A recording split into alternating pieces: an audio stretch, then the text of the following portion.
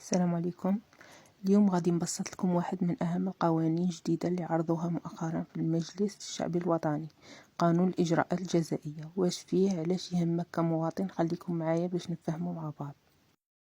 أول حاجة لازم نعرفوها شهو هذا قانون الإجراءات الجزائية. هو مجموعة من القوانين تنظم كيفاش الدولة تتصرف في وقت تصرى الجريمة، من أول تبليغ حتى المحاكمة وتنفيذ الحكم. يعني هو اللي يبين كيفاش يتم هذا التحقيق، شحال قد يدوم الحبس المؤقت، واش هما حقوق المتهم وحقوق الضحية.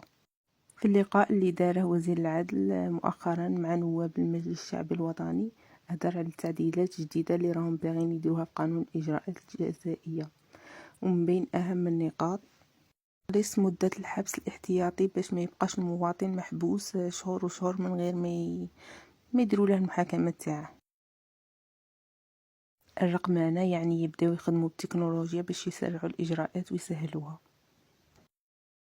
ثالثا نظام التحذير، نظام جديد باش كيكون مشكل بين الجيران ولا لافامي مدو المشتبه فيه فرصة باش يولي العقله، وإذا قبل بالنصيحة وما عاودش الغلطة ما يدخلوش الملف للمحكمة. تاني كاين تعديل جديد يسموه الاعتراف المسبق بالذنب، يعني كي الجاني يعترف باللي هو المذنب الإجراءات ما تطولش بزاف، ممكن حتى يخفوا له في العقوبة. يعني زادوا فعلوا نظام الوساطة، يعني وكيل الجمهورية قد يعين واحد وسيط باش يحاول يصلح بين الأطراف ويحل المشكل بلا ما يوصلوا للمحكمة. وكاين تاني توسيع لصلاحيات الأقطاب الجزائية المتخصصة باش يركزوا أكثر على القضايا كما الفساد، المخدرات، الغش والتهرب الضريبي. علاش يهمنا هذا القانون؟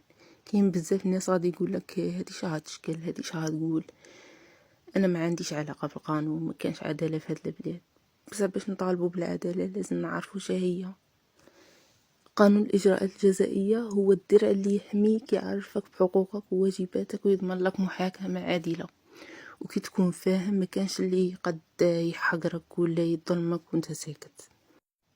هي في الحقيقة ممكن أي واحد فينا كش نهار يقدر يكون ضحية ولا شاهد ولا حتى يتهموه بالظلم بعد الشر. إذا عجبكم المحتوى ما تنساوش الاشتراك، وإذا عندكم سؤال قانوني خلولي في التعليقات. بسلامة.